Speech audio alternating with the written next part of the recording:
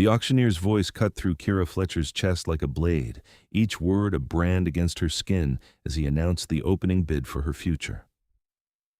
She stood on the raised platform in the underground auction house, hands trembling despite the iron shackles that bound them, her father's gambling debts transformed into chains that would sell her to the highest bidder. The room reeked of old money and older cruelties, a converted warehouse beneath the city where human lives changed hands with the casual efficiency of livestock trading.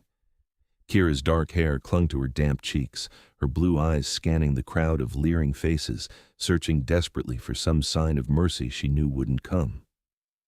50,000, a portly man in the front row called out, his gaze crawling over her like insects. 75, another voice countered, this one thin and reedy. Kira's stomach turned. Her father, Marcus Fletcher, had gambled away everything they owned and then borrowed from people who collected debts in blood and flesh. When he couldn't pay, they'd come for her instead, dragging her from their apartment 3 nights ago while he watched with hollow, defeated eyes. She'd screamed at him, begged him to do something, but he'd only turned away, shoulders shaking with silent sobs that meant nothing compared to her terror.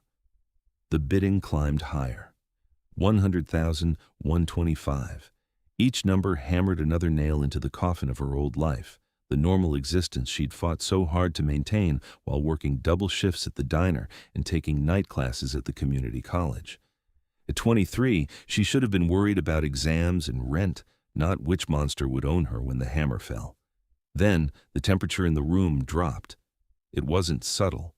One moment the warehouse was stuffy with body heat and greed. The next, Kira could see her breath misting in the air. The electric lights flickered, dimmed, and every person in that room fell silent, as though an invisible hand had closed around their throats. The doors at the back of the warehouse exploded inward. 3 figures entered, and Kira's heart stopped beating for what felt like an eternity. They moved with a grace that defied human limitation, each step perfectly measured, perfectly controlled. But it was the man in the center who commanded every eye, every terrified gasp, every involuntary step backward the crowd took.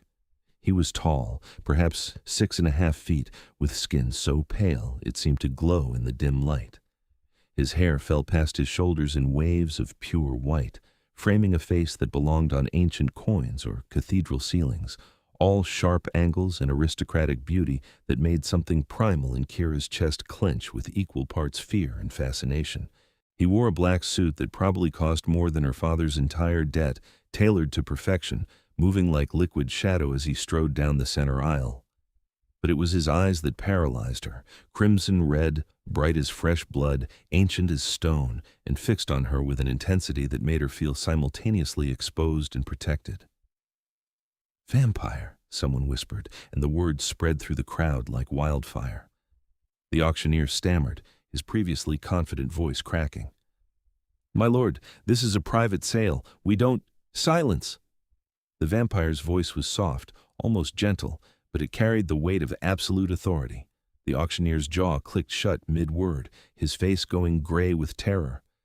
"You will tell me who holds this woman's debt." It wasn't a question.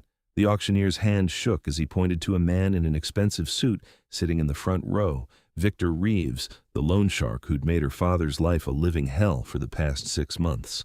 The vampire turned those blood-red eyes on Reeves, and Kira watched the loan shark's face cycle through disbelief, fear, and finally pure animal terror as he recognized something she couldn't see, some mark of power or position that made him understand exactly how far out of his depth he'd swum.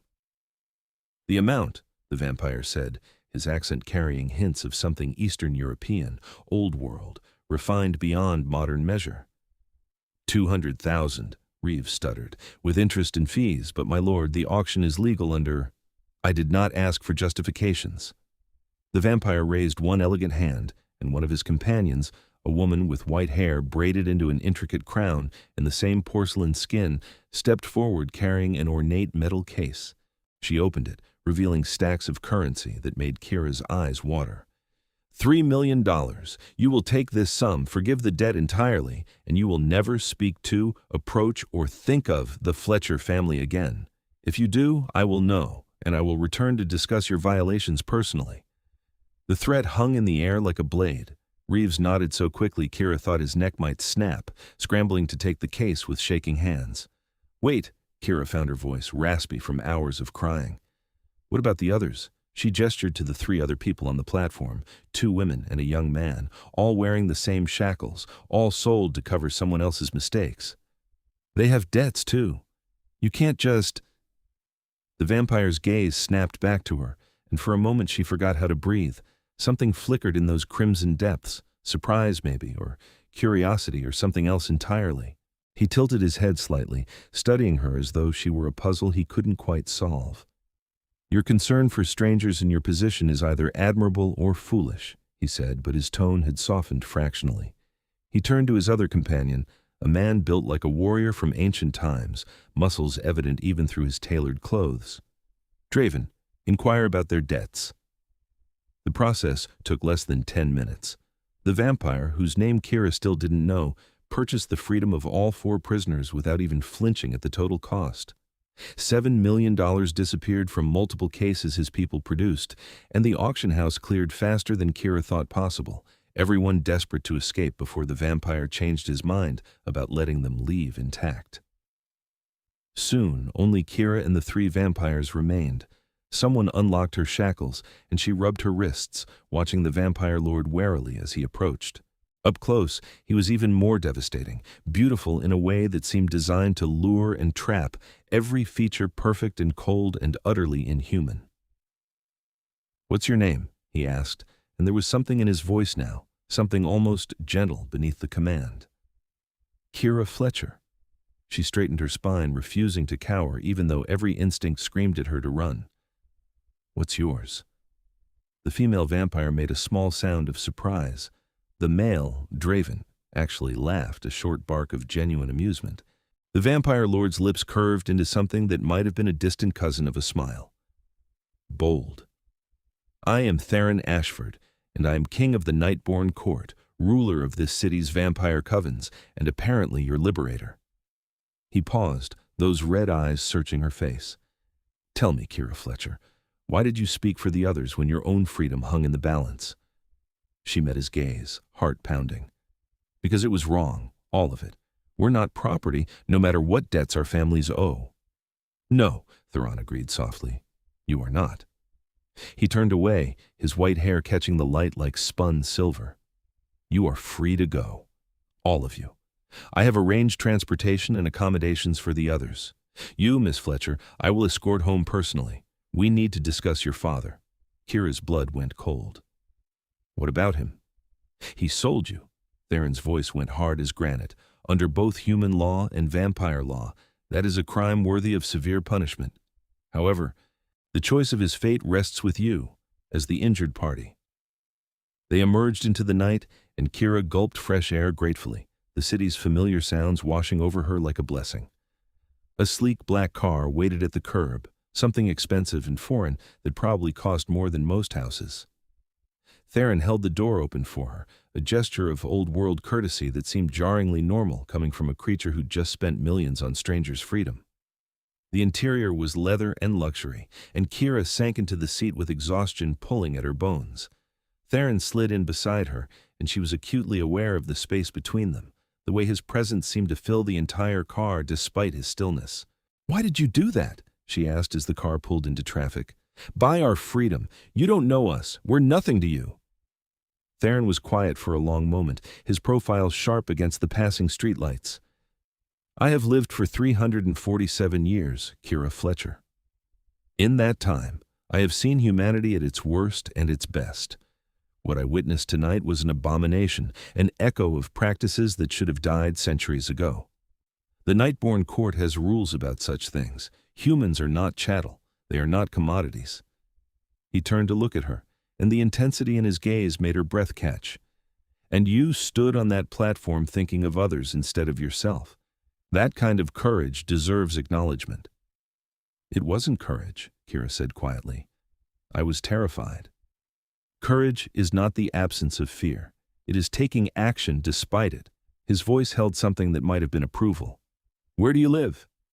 She gave him her address, a modest apartment building in a neighborhood that was affordable because it was slightly dangerous, the kind of place where you kept your head down and your door locked." When they arrived, Theron walked her to her door, his presence making the dimly lit hallway seem less threatening. Kira's hands shook as she unlocked the door. Inside, her father sat at the kitchen table, a bottle of whiskey half empty beside him. He looked up when they entered, and his face cycled through shock, hope, and fear in rapid succession.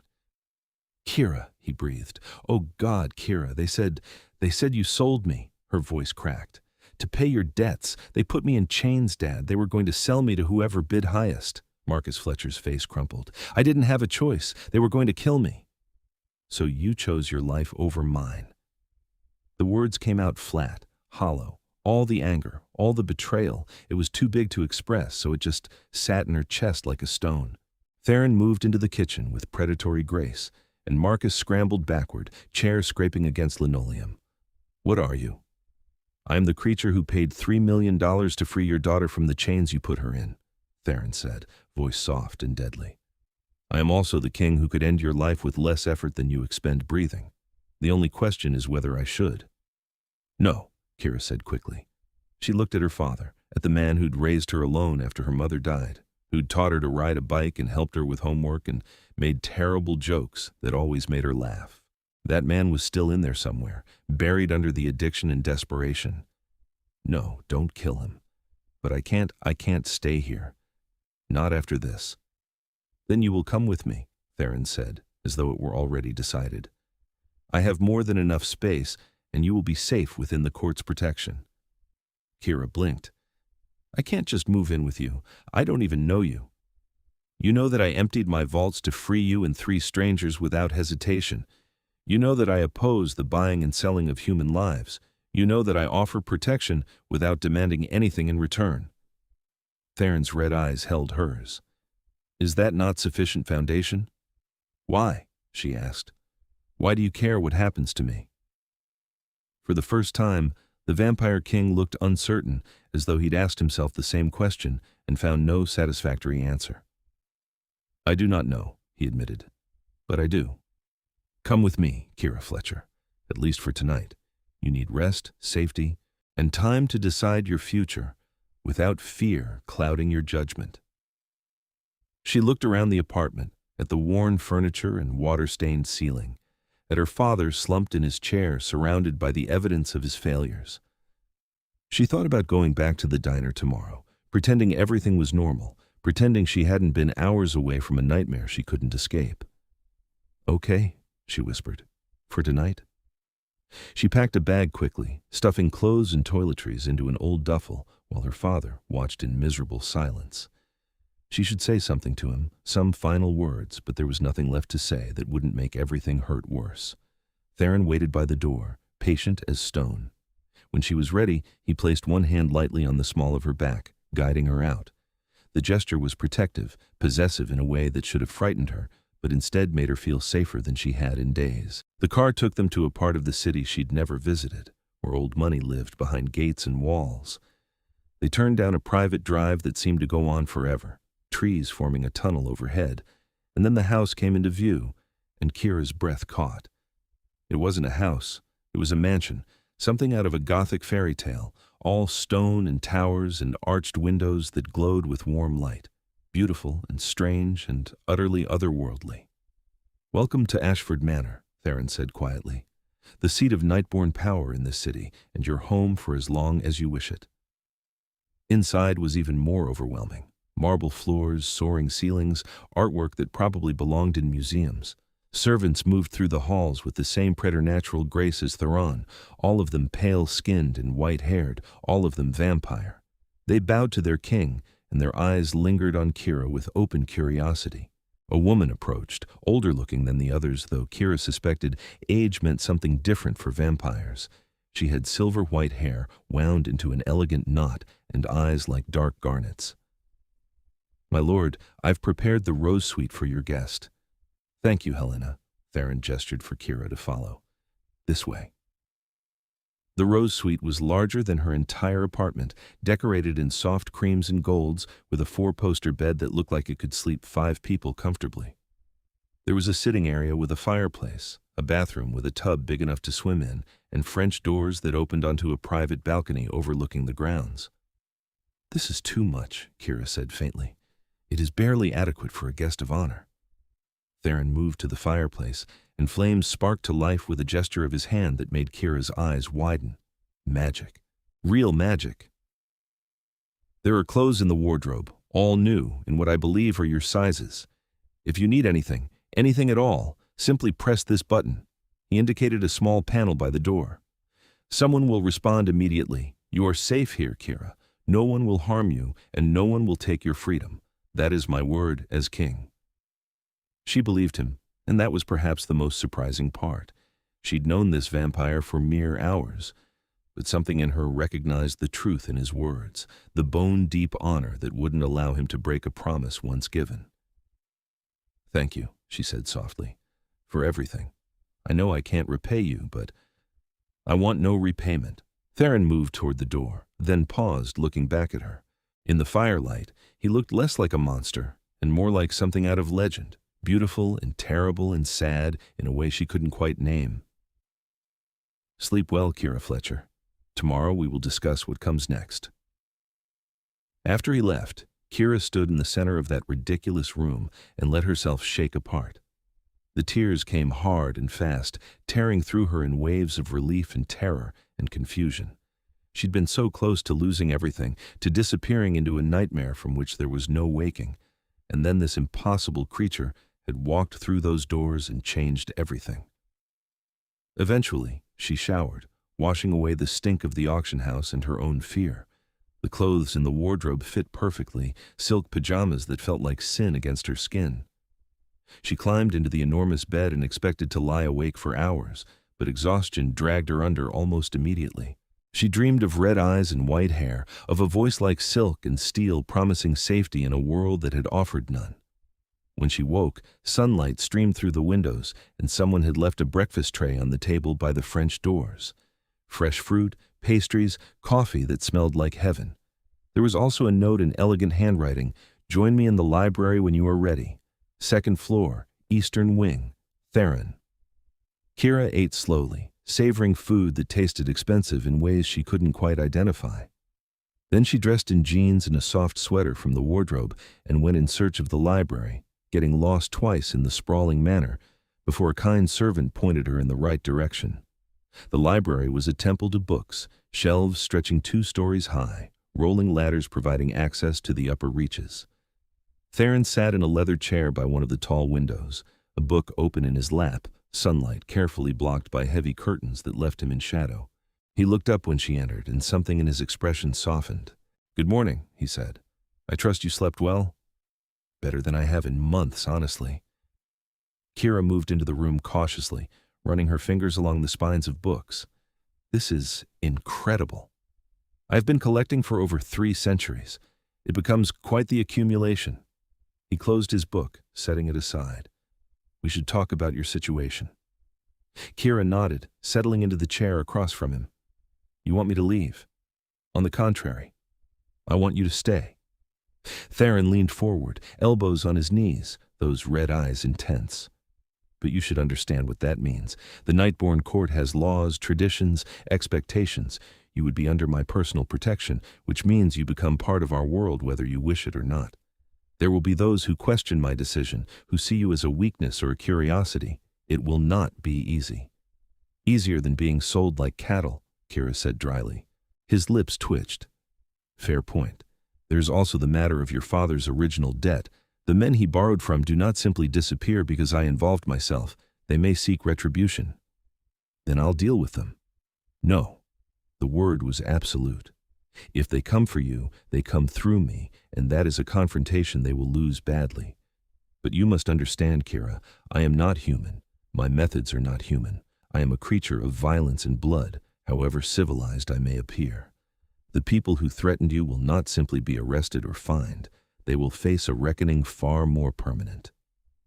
Kira studied him, this beautiful, terrifying king who'd spent millions to free her without hesitation. "You're asking if I'm okay with you killing them. I am telling you what will happen if they threaten what is mine." His voice went soft, dangerous. and somehow, in the span of a single night, you became mine. I cannot explain it. Cannot rationalize it by any logic I know. But when I saw you on that platform, when I heard them auctioning your life, something in me shifted. Some part of me that has been dormant for decades woke up and said, mine, protect, keep. So that is what I will do unless you tell me to stop. Her heart hammered against her ribs. The intensity of his words should have frightened her, should have sent her running. Instead, she felt heat bloom in her chest, something primal responding to his declaration with a possessiveness of her own that shocked her. I don't want to be property, she said carefully. Not yours, not anyone's. Agreed. You are not property. You are a person under my protection, free to make your own choices, pursue your own path. But know that I will guard you with everything I have, and I will destroy anyone who tries to harm you. That is not ownership. That is devotion. The word hung between them, heavy with implication. Kira swallowed hard. You barely know me. I know you spoke for strangers when your own future was uncertain. I know you chose mercy for your father when anger would have been justified. I know you ask questions instead of simply accepting, that you have courage and compassion in equal measure. Is that not enough to begin? Begin what? Theron rose in one fluid motion, moving to stand by the window, careful to stay in shadow. His profile was sharp against the light filtering through the curtains. I am ancient Kira Fletcher. I have lived through empires rising and falling, through wars and plagues and centuries of darkness. In all that time, I have been alone. Oh, I have had companions, allies, even lovers on occasion, but never someone who made me feel as though the world had shifted on its axis. Never someone I would empty my vaults for without hesitation. He turned to look at her, and the raw honesty in his face made her chest ache. You appeared in my life in the worst possible circumstances, and somehow you became the most important thing in my world. I want to know you. I want to understand what makes you angry and what makes you laugh. I want to hear your thoughts on everything and nothing. I want you to stay not because you have nowhere else to go, but because you choose to be here. With me. Kira's breath came short. That's insane. You're talking like this is some kind of romance, but we just met. People don't fall for each other in a single night. Humans don't, perhaps. Theron's voice was gentle. But I am not human, and what I feel is not a human emotion. My kind bonds rarely, but when we do, it is absolute, final. I'm not asking you to feel the same, not yet. I'm only asking that you stay long enough to see if you could. And if I can't, she had to ask, had to know. If I stay and I never feel what you feel, what then? Then you are still under my protection, still welcome in my home, still free to live whatever life you choose. He moved closer, and she could feel the cold radiating from him, the supernatural chill that marked him as other. I will not force anything, Kira. I will not demand or expect, but I will hope. She should say no, should run from this impossible situation, this creature who spoke of devotion after one night, who promised violence and protection in the same breath. But where would she run to? Back to her father's apartment, back to the diner where she barely made enough to survive, back to a life that had already proven it couldn't protect her? And beneath the practical concerns was something else, something she didn't want to examine too closely. The way her pulse jumped when Theron looked at her, the way his voice made her skin prickle with awareness, the way she wanted to close the distance between them and see if he was as cold all over as he appeared. I'll stay, she said quietly. For now. But I need to do something with my time. I can't just live here like some kind of pampered pet. I need purpose. Theron's face transformed with his relief, a smile breaking across his features that made him look almost human, almost warm. Then we will find you purpose. You mentioned night classes before. What were you studying? Business management. I wanted to open my own restaurant someday, something better than the diner. A place where people felt welcome and the food actually had flavor. She felt her cheeks heat. It sounds stupid. It sounds like a dream worth pursuing.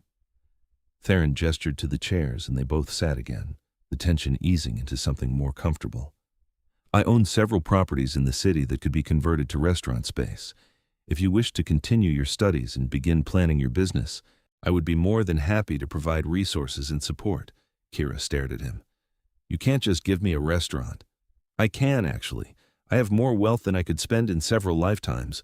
Why should it sit in vaults when it could help you build something meaningful?" He tilted his head.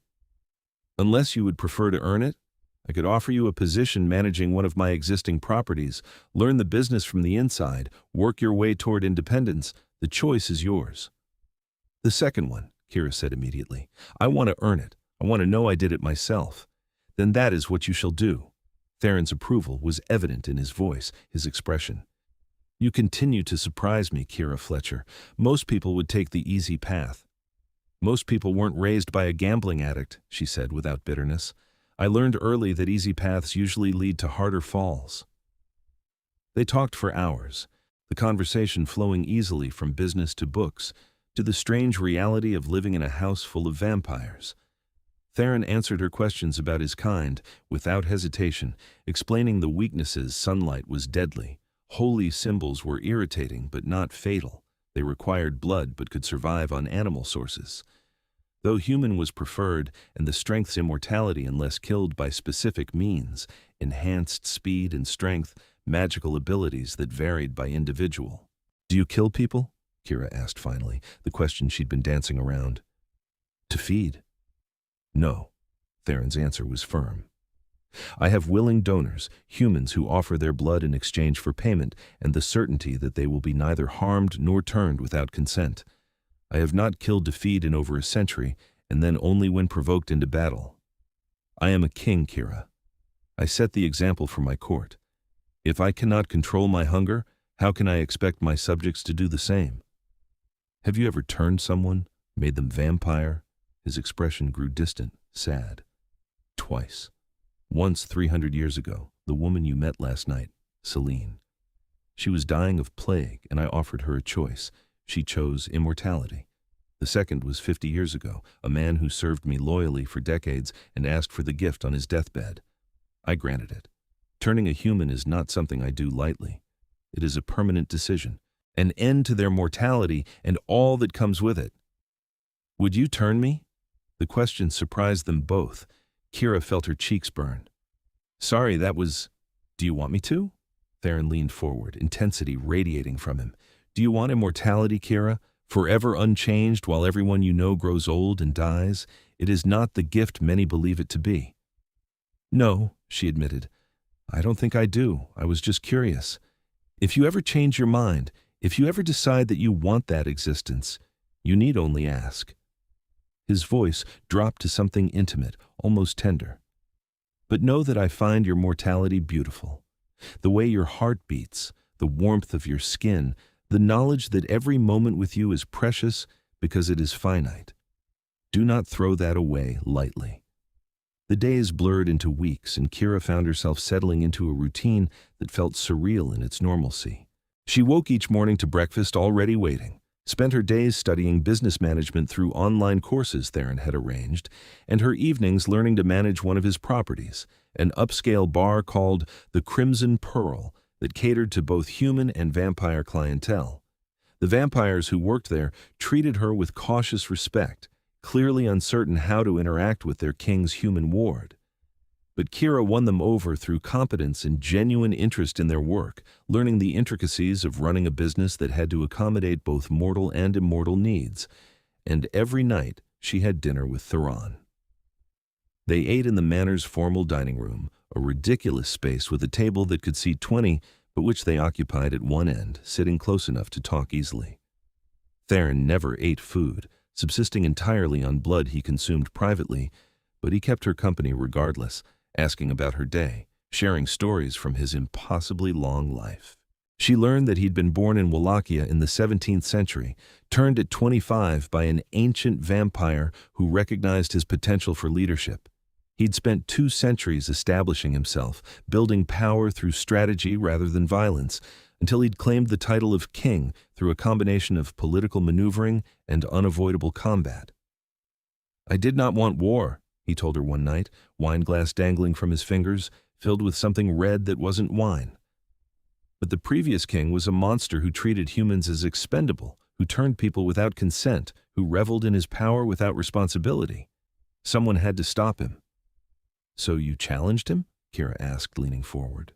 "I killed him." Theron's voice was matter-of-fact. "In single combat before the assembled court. It was not elegant or easy. He was older than I, stronger in some ways, but I was faster, smarter, and I had something he lacked." "What?" "A reason to win beyond my own ambition. I fought for every human he'd destroyed, every vampire he'd turned into a monster through his example. I fought for the court we could be instead of the nightmare we were." His red eyes found hers. "I fought so that one day, centuries later, I could walk into an auction house and free an innocent woman without anyone questioning my right to do so." Kira's throat tightened. "You couldn't have known that would happen." "No, but I knew the world I wanted to create, and I have spent every day since working toward it. You, Kira Fletcher, are proof that the effort was worthwhile." The compliments came often now, slipped into conversation with such natural ease that Kira found herself believing them. Theron thought she was clever, funny, brave, beautiful. He listened to her opinions as though they mattered, sought her advice on matters of court politics, treated her not as a rescued pet but as an equal, despite the vast gulf in their ages and power. And God help her, she was falling for him. It crept up on her slowly, a warmth in her chest when he entered a room, the way her day felt incomplete until their dinner conversations, the dreams that left her aching and confused. She caught herself watching him, memorizing the elegant lines of his face, the way his hair caught the light, the rare smiles that transformed him from beautiful to devastating. But she didn't say anything. How could she? He was a vampire king, an immortal creature who'd lived lifetimes before she was born. She was just a human woman whose father had sold her to cover his debts, who had no business developing feelings for someone so far out of her league it was laughable. Then one night everything changed. They were in the library, their usual evening retreat after dinner. Kira was curled in her favorite chair, reading while Theron worked through correspondence at his desk, the companionable silence broken only by turning pages and scratching pen. She felt safe here, comfortable, more at home than she'd ever felt in her father's apartment. The door burst open. Draven, Theron's second-in-command, stood in the entrance, face grim. "My lord, we have a situation.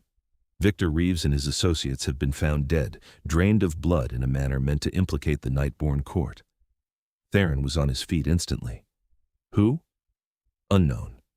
But there are rumors spreading through the human underworld that you ordered the executions. The police are investigating, and there's talk of retribution from Reeves's organization." Kira stood slowly, dread pooling in her stomach. "They're trying to start a war between humans and vampires." "Yes." Theron's voice was ice. "Someone wants conflict, wants to destabilize the peace I have worked decades to maintain, and they are using you, using your rescue, as the catalyst." He turned to her, and the fury in his eyes was tempered by concern. "You are in danger. If Reeves's people believe I killed him over you, they will come for you to provoke me further." "Then let them come." Kira lifted her chin. "I won't hide while someone tries to destroy what you've built." "Kira." "No." She moved toward him, close enough to feel the cold radiating from his skin. "You've protected me from the moment we met. Let me stand beside you now. Let me help." Something flickered in his expression, pride mixed with fear, mixed with something that looked dangerously like love. "If anything happened to you, it won't, because you'll be there." She reached up without thinking, placing her hand against his chest where his heart should beat. The cold shocked her, but she didn't pull away. "I trust you, Theron." His hand covered hers, pale fingers elegant and deadly. "You should not. I'm a monster, Kira, regardless of how civilized I appear. When threatened, when protecting what is mine, I become something terrible." "Then be terrible." Her voice came out fierce. "Be whatever you need to be to keep us safe. I'm not afraid of you." "You should be." But his thumb stroked over her knuckles, a gesture of such tenderness it made her ache. "You should be terrified of me, of what I am, what I can do. Instead, you stand here offering to fight beside me. Do you have any idea how extraordinary you are?" "I'm not." "You are." He lifted her hand to his lips, pressing a kiss to her palm that burned despite his cold. "You're brave and brilliant, and far too good for a creature like me. But I find I cannot let you go. Even knowing I should, even knowing you deserve better, I cannot make myself release you." Kira's heart hammered so hard she thought it might break free. What if I don't want to be released? The question hung between them, heavy with implication. Theron's eyes darkened to deep crimson, and his grip on her hand tightened fractionally. "Kira, I'm falling for you." The words rushed out before courage could desert her. "I know it's crazy. I know it's only been a few weeks, but I can't help it. You're the first person who's ever made me feel like I matter, like my thoughts and dreams are worth something. You make me feel safe and challenged and seen all at once. So no, I don't want to be released. I want to stay right here." For a long moment, Theron simply stared at her, and Kira watched a century's worth of emotions flicker across his face. Then he moved, faster than her eyes could track, until he was right there, close enough that she could see the intricate patterns in his crimson irises, could feel the cold of him like winter wind. "Iti. If we do this," he said softly, "if I claim you and you claim me, there is no going back. My kind bonds for life, Kira. I will never want another, never look at anyone else the way I look at you. You will become the center of my world, the thing I protect above all else, and I do not know if I can be casual about that. I do not know if I can be anything less than obsessed." "Good." She rose on her toes, bringing their faces closer. "Because I don't want casual either." He kissed her like she was air and he was drowning, his cold lips claiming hers with a desperation that spoke of decades of loneliness finally ending. Kira gasped at the sensation, ice and fire warring where they touched, and then his arms were around her, pulling her against his impossible strength, and she stopped thinking entirely. The world narrowed to the kiss, to the way his fingers tangled in her hair, to the small sound he made that could have been her name or a prayer. When they finally broke apart, both breathing hard, well, she was breathing hard, he didn't seem to need air, Theron rested his forehead against hers. "Mine," he whispered, "you are mine, and I am yours, and I will burn the world before I let anyone take you from me." Dramatic much?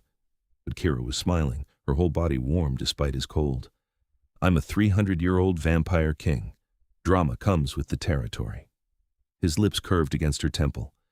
"But I mean every word.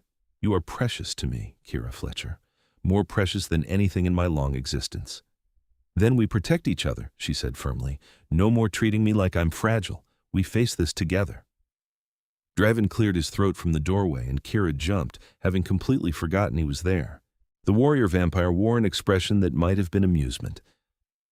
"My apologies for interrupting, my lord, but we do still have the matter of potential war to address." Theron sighed, but didn't release Kira. "Indeed. Gather the council. We meet in 1 hour." He looked down at her. "You will attend as well as my—" He paused, searching for the right word. "Partner," Kira supplied, "if that's okay." "More than okay." He kissed her forehead. "It is perfect." The council meeting was held in a room Kira hadn't seen before, a circular chamber deep in the manor's lower levels where no sunlight could penetrate. 12 vampires sat around an obsidian table, all of them ancient and powerful, all of them studying Kira with expressions ranging from curiosity to disapproval. Theron sat at the head of the table, Kira at his right hand, positioned in a place of honor that made several council members' eyes narrow. But none challenged it, not with their king's possessive hand resting on the back of her chair. "The situation is clear," Theron said without preamble. "Someone murdered Victor Reeves and his associates in a manner meant to implicate the Nightborn court. They seek to provoke conflict between our people and humanity, to destroy the peace we have maintained. We will not allow this." "The human authorities are already questioning our involvement," said a female vampire with elaborate braids. "They found trace evidence of our kind at the scene." "Planted evidence," Theron countered. "I did not order these deaths, and I know none of you did without my command. Therefore, someone outside our court is responsible. The question is who and why." The Blood Sovereign. The name came from an older vampire, his face scarred from some ancient battle. "He has long opposed your reforms, your protection of humans. This has his signature." Kira leaned forward. "Who is the Blood Sovereign?" "An ancient vampire who rules the territories south of here," Theron explained, his voice tight with barely controlled anger. Alaric Draven believes vampires should be apex predators, that humans exist only to serve and feed us. We have been in opposition for decades, our territories separated by careful treaty. If he is violating that treaty to undermine my court, then we are heading toward war regardless, Draven finished grimly. No, Kira's voice cut through the rising tension. No, that's exactly what he wants. He kills humans, makes it look like you did it, and when humans retaliate or you respond to his provocation, everyone's too busy fighting to figure out the truth.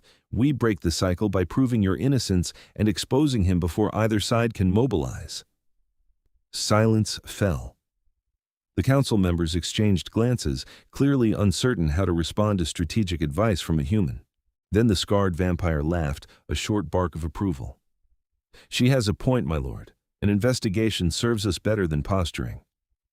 Agreed, Theron said, pride evident in his voice. Celine, I want you to reach out to your contacts in the human underworld.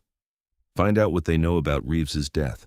Draven, speak to our people in law enforcement. See what evidence they actually have. The rest of you, spread word through the court that anyone found taking unauthorized action will answer to me personally. We respond with information, not violence. The council dispersed, leaving Kira and Theron alone in the shadowy chamber. He turned to her, cupping her face in his cold hands. You continue to amaze me. That was brilliant strategy. It was common sense, she protested, but warmth bloomed in her chest at his praise. It was both.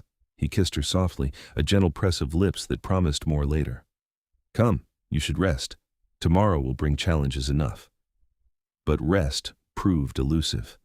Kira lay in her enormous bed, staring at the ceiling, mind racing with everything that had happened. She'd kissed a vampire king, had fallen for him so completely that the thought of being separated made her chest ache.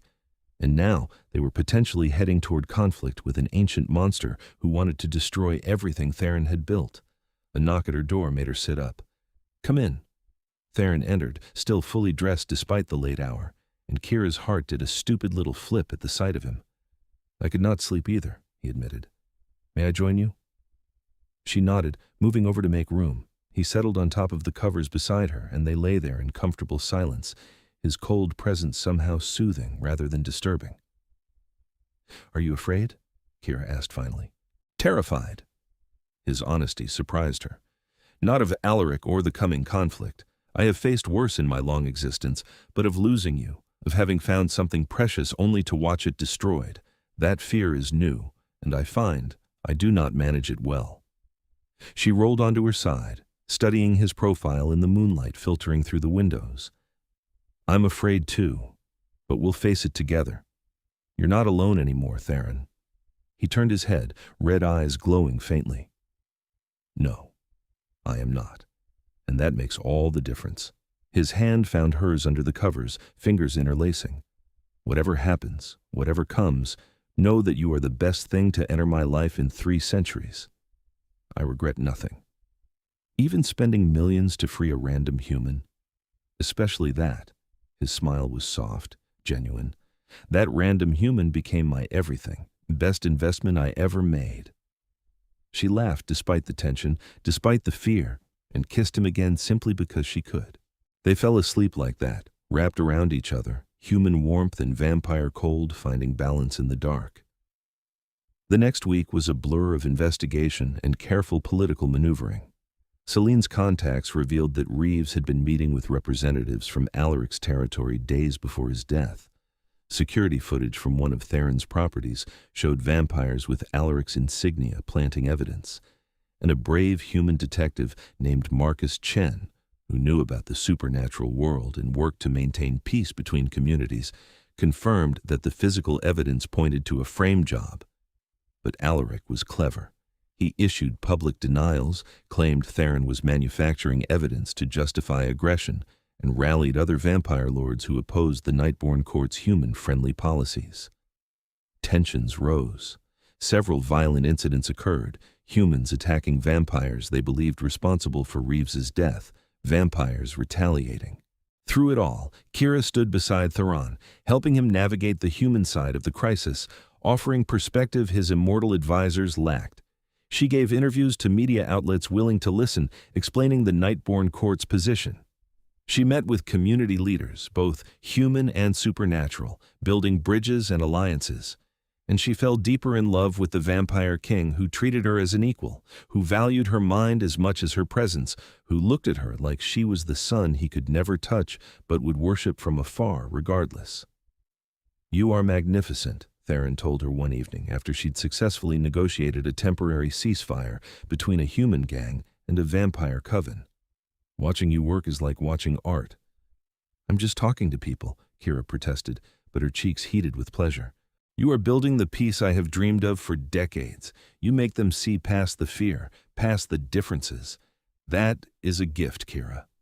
He pulled her into his arms and she rested her head against his chest, listening to the silence where a heartbeat should be. "I love you. I know it is too soon by human standards, but I cannot contain it any longer. I love you completely, utterly, eternally." Her breath caught. She pulled back to look at him, to see the raw vulnerability in his ancient eyes. "I love you too," she whispered. "I don't know how it happened so fast, but I do. I love you, Theron Ashford, vampire king and ridiculous romantic." His laugh was pure joy, and he kissed her with such tenderness she felt tears sting her eyes. "Marry me," Kira blinked. "What?" "Marry me." He dropped to one knee right there in the hallway, elegant and absurd and utterly serious. "I know we have only known each other weeks. I know by human standards this is insane. But I'm not human, and I know my own heart. I want you forever, Kira Fletcher. I want you as my wife, my queen, my partner in all things. I want to wake beside you every night and face whatever challenges come together. I want to build a life with you, however long or short that life may be. Marry me." She should say no, should be practical, sensible, wait until they'd known each other longer. But standing there looking at this impossible man who'd emptied his vaults to free her, who'd challenged the world for her safety, who loved her with an intensity that should terrify her but only made her feel cherished, there was only one answer. "Yes," she breathed. "Yes, I'll marry you." His shout of triumph echoed through the manor, and then he was on his feet, spinning her around, both of them laughing like children. When he set her down, he produced a ring from his pocket, a band of white gold set with a ruby the color of his eyes, and diamonds that caught the light like stars. "I had this made the day after you agreed to stay," he admitted as he slid it onto her finger. "Perhaps I was presumptuous, but I knew even then that I would never want anyone else." The ring fit perfectly, and Kira stared at it through happy tears. "You're insane." "Yes." He kissed her temple, her cheek, her lips. "Insane and completely, irrevocably yours." But their happiness was short-lived. 2 days later, Alaric made his move.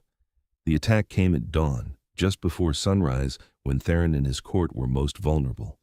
Vampires loyal to Alaric stormed the manor, armed with weapons designed to kill their own kind, backed by human mercenaries who cared only for money. Kira woke to the sound of breaking glass and screaming. She stumbled from bed, heart hammering, and found her door already open, Draven standing guard outside.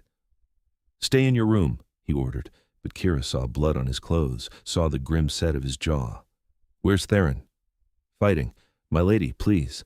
She pushed past him, running toward the sounds of combat. The manor was chaos, vampires battling in the halls, furniture smashed, artwork destroyed. She saw Celine take down 2 attackers with brutal efficiency, saw other members of the court defending their home with savage grace. Then she saw Theron. He fought at the center of it all, a blur of violence and precision, his civilized mask stripped away to reveal the apex predator beneath. His fangs were bared, his eyes blazing crimson fire, and bodies fell around him with terrible finality. He was magnificent and terrifying, every inch the ancient warrior king. And he was being driven toward the eastern windows, where sunrise would pour through in mere minutes. "No!" Kira ran forward without thinking, grabbing a fallen sword, because she'd be damned if she stood by while someone destroyed the man she loved. Theron's head snapped around at her voice, his expression cycling through shock, fear, and fury. "Kira, get back!" But she was already moving, slashing at an attacker who'd gotten too close, her form terrible but her determination absolute. The mercenary fell back surprised, and in that moment, Theron was beside her, his cold hand gripping her arm. "You foolish, brave, incredible woman," he growled, and then they were fighting back to back, vampire king and human woman against the forces that would destroy them. The battle turned. Theron's court, seeing their king's human love fighting beside him, rallied with renewed fury. The attackers began to retreat, realizing they'd underestimated the Nightborn court's unity. But one mercenary, desperate or suicidal, raised a crossbow and fired directly at Kira. She saw it coming but couldn't move fast enough. The bolt would have taken her through the heart, would have ended everything in an instant. Theron moved faster than thought, throwing himself between Kira and the projectile. The bolt slammed into his shoulder, and he staggered, hissing in pain. "No!" Kira caught him, her hands coming away bloody. Red blood, not the dark ichor she'd expected. "Theron, no, please. I am fine." His voice was strained but steady. "It missed my heart. But you could have—" His expression crumbled, and he pulled her against him with his uninjured arm. "Do not ever do that again. Do not ever risk yourself like that."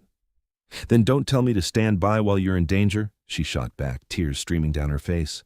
"We're in this together, remember?" Around them, the last of the attackers fled or surrendered. Draven approached, breathing hard, his expression grim but approving. "They are routed, my lord, and we captured several alive for questioning." "Good." Theron swayed slightly, and Kira tightened her grip on him. "Question them. I want proof of Alaric's involvement that even his allies cannot deny." The proof came easily.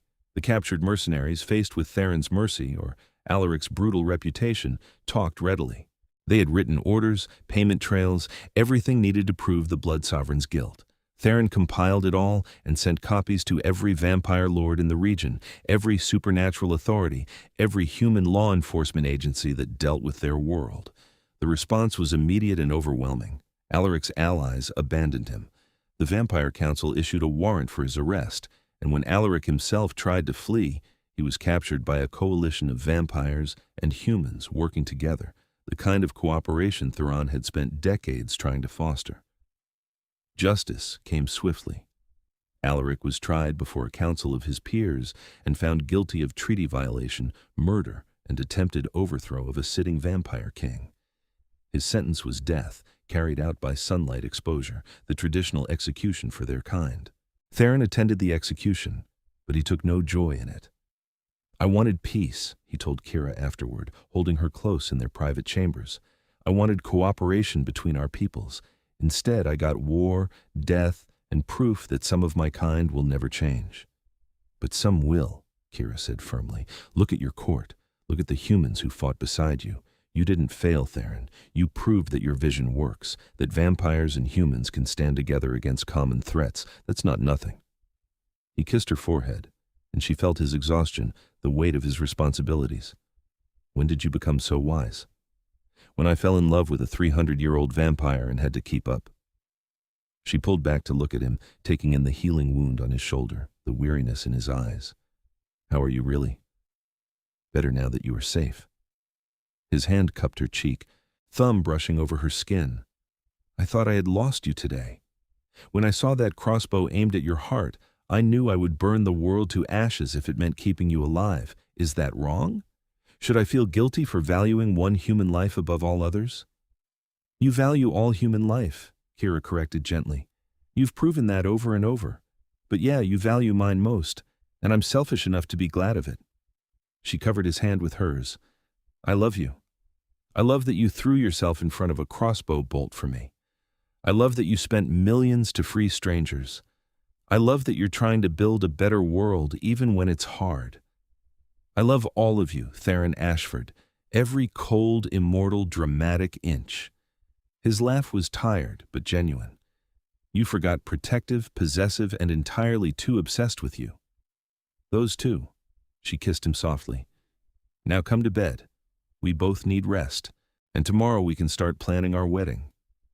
They married 4 weeks later in the manor's gardens, under a canopy that blocked the late afternoon sun so Theron's people could attend. It was a strange wedding, half the guests human and half vampire, traditions from both worlds blending into something new and beautiful. Kira wore white, a simple gown that made her feel like a fairy tale princess. Theron wore black with silver embroidery, his white hair falling loose around his shoulders, looking every inch the vampire king he was.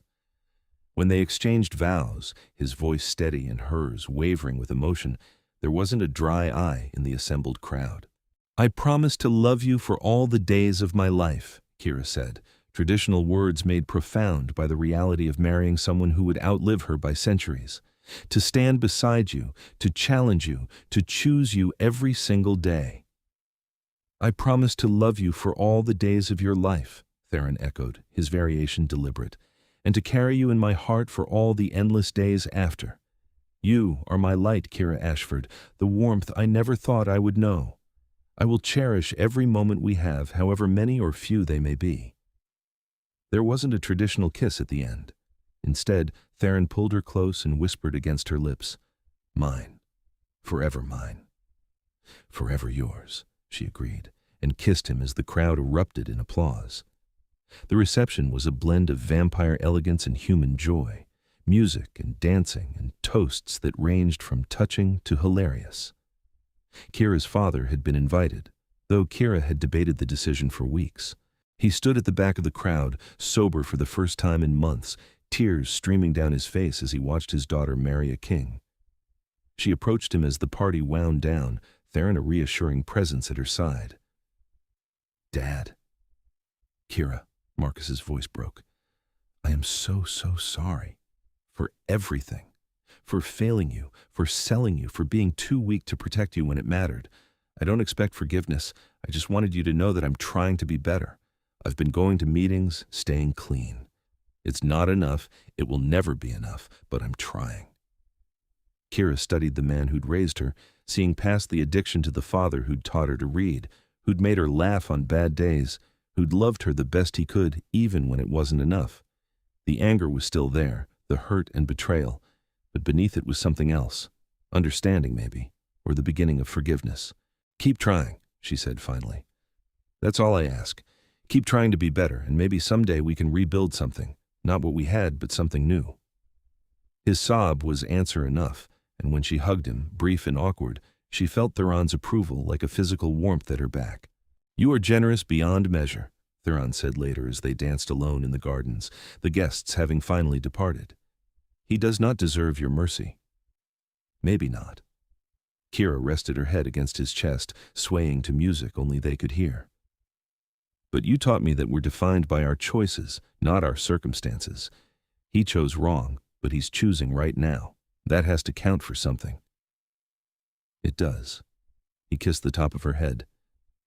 "You make me want to be better, Kira Ashford. You make me believe that the world can be better. That is a gift beyond price."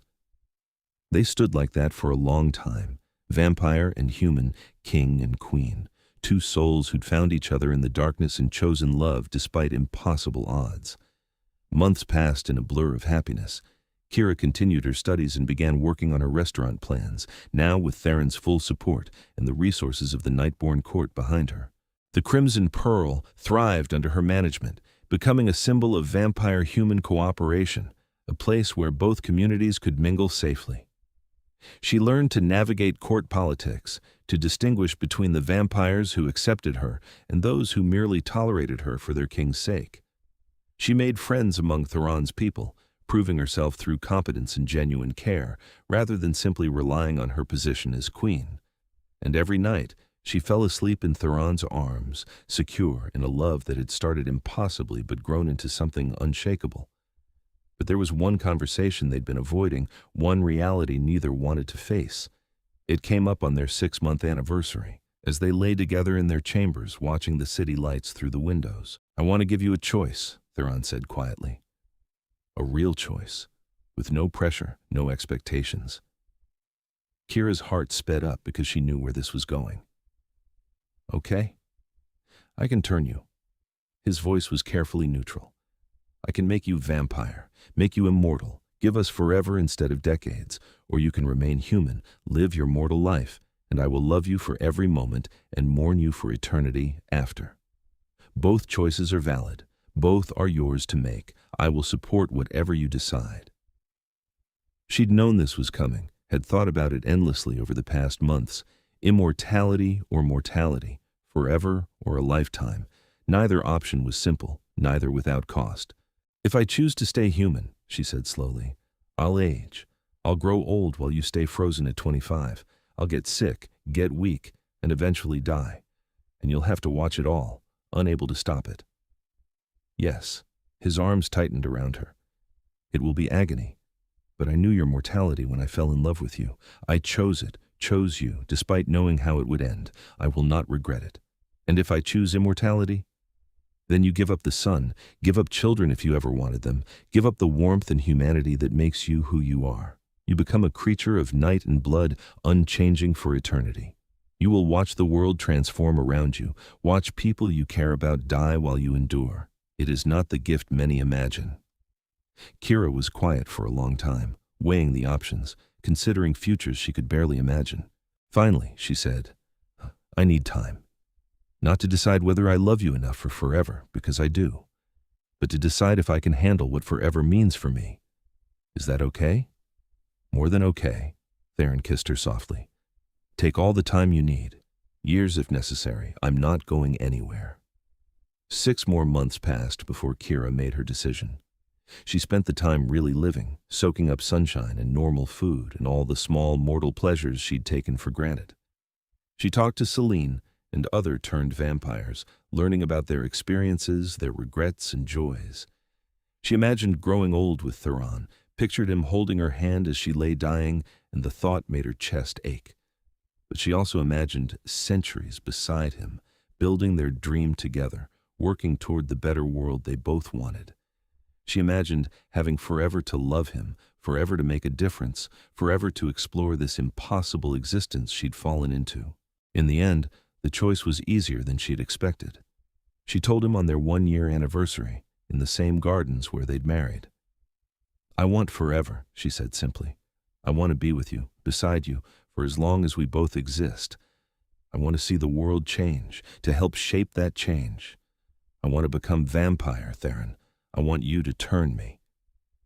The relief and joy and terror in his expression told her everything she needed to know about how much he'd hoped for this, but feared to influence her. "Are you certain?" "Absolutely certain. There is no going back." "I'm certain." She took his hands, cold against her warmth. "Turn me. Make me yours in every possible way." The turning took place privately, just the two of them in their chambers with Celine and Draven standing guard outside in case anything went wrong. Theron explained the process carefully, made sure she understood that it would hurt, that there was a small risk of death if her body rejected the change. "I trust you," Kira said, and she did, completely and absolutely. He bit her first, fangs sinking into her throat in a pain that transformed quickly into something else, something almost euphoric as her blood flowed into him. She felt him drinking her down, felt her life pouring out, and distantly she knew she should be afraid, but there was only peace. Then he bit his own wrist and pressed it to her lips. "Drink," he commanded, and she obeyed, tasting his blood for the first time. It was cold and sweet and powerful, and the moment it hit her tongue, everything changed. Fire raced through her veins, remaking her from the inside out. Her heart stuttered, stopped, started again in a new rhythm. Her bones ached as they strengthened, her muscles burned as they reformed. She screamed, but Theron held her through it, his voice a constant reassurance in the darkness, telling her she was brave, she was strong, she was going to be magnificent. The transformation took 3 days. 3 days of pain and fire and change, her mortality burning away like morning mist under the sun. When she finally opened her eyes, everything was different. Colors were sharper, sounds clearer, every sense heightened beyond human limitation. She could hear Theron's breathing, hear the rustle of fabric, hear conversations happening rooms away. She could smell everything, layers upon layers of scent that painted the world in entirely new dimensions. And she was fast. She moved to test it and found herself across the room before her brain registered the decision to move. Strength thrummed through her, power beyond anything she'd imagined, but the best part was Theron's face when he saw her. She crossed to the mirror, gasping at her reflection. Her skin had paled to porcelain white, her hair had lightened to silver blonde, and her eyes were crimson red, the same shade as her husband's. "You are beautiful," Theron breathed, appearing behind her in the mirror. "You were beautiful before. but now you are devastating. My queen. My eternal love." Kira turned in his arms, and for the first time their bodies matched, cold to cold, immortal to immortal. When he kissed her, it was different, better, a connection that felt complete in ways it never had before. "How do you feel?" he asked when they finally broke apart. "Powerful," she admitted. "Strong, hungry," she added, fangs descending instinctively. "Oh God, I have fangs." His laugh was pure delight. "Yes, you do, and we will teach you to use them, to feed without killing, to control the hunger rather than letting it control you. You are Nightborn now, Kira Ashford. You are vampire, you are queen, and you are forever." "Forever," she echoed, the word no longer frightening but full of promise. I like the sound of that. The years that followed were everything Kira had dreamed and more. She learned to navigate her new existence, to feed responsibly from willing donors, to use her enhanced abilities without accidentally destroying furniture or people. She finished her business degree and opened her restaurant, a place called Dawn's Edge that served both human food and specialized drinks for vampire clientele, a symbol of the integration she and Theron worked toward. She became a voice for human rights in the vampire world and vampire rights in the human world, building bridges that had never existed before. She made enemies among those who opposed change, but she made more friends, more allies, more people who believed in the vision of cooperation she championed. And through it all, Theron was beside her, her partner in every sense. They ruled the Nightborn court together, made decisions together, faced challenges together. Their love deepened with each passing year, strengthened by shared purpose and genuine partnership. 50 years after her turning, on a quiet night in the manor gardens, Kira found Theron standing beneath the stars, looking more at peace than she'd ever seen him. "What are you thinking about?" she asked, slipping her hand into his. "About a terrified young woman on an auction platform," he said softly. "About the moment I saw her and knew my entire existence had led to that single point. About how emptying my vaults to free her was the easiest decision I ever made and the best investment of my impossibly long life." He turned to her, crimson eyes glowing with love that had only grown over the decades. "I think about how lucky I am that you chose me, chose this, chose forever." "I'd choose you in any lifetime," Kira said, and she meant it with every fiber of her immortal being. "In any world, in any circumstances, I would choose you." "Then we are both lucky beyond measure." He pulled her close, and they stood like that under the stars, Vampire King and Vampire Queen, two souls who'd found each other in darkness and built something luminous together. The city stretched out below them, their city now, full of humans and vampires, living in the fragile peace they'd worked so hard to create. There would be challenges ahead, there would always be challenges, but they would face them together. Forever wasn't frightening anymore. Forever was a promise, a gift, a love story that had started with auction chains and emptied vaults and had become something beautiful enough to last eternity. Kira Ashford had been sold to cover her father's debts, reduced to property, stripped of freedom and dignity. But the Vampire King had walked through those doors and changed everything. Theron Ashford had freed her with money that meant nothing compared to her worth. He'd protected her, loved her, chosen her, and given her forever, and she had chosen him right back, completely and eternally. As they stood in the gardens that had witnessed their wedding and so many quiet moments since, as the night wrapped around them like a benediction and the future stretched out unlimited and bright, Kira understood that some love stories don't begin with fate or destiny. They begin with choice, with courage, with someone seeing another person's worth when the world has decided they have none. And if you're very lucky, they never end.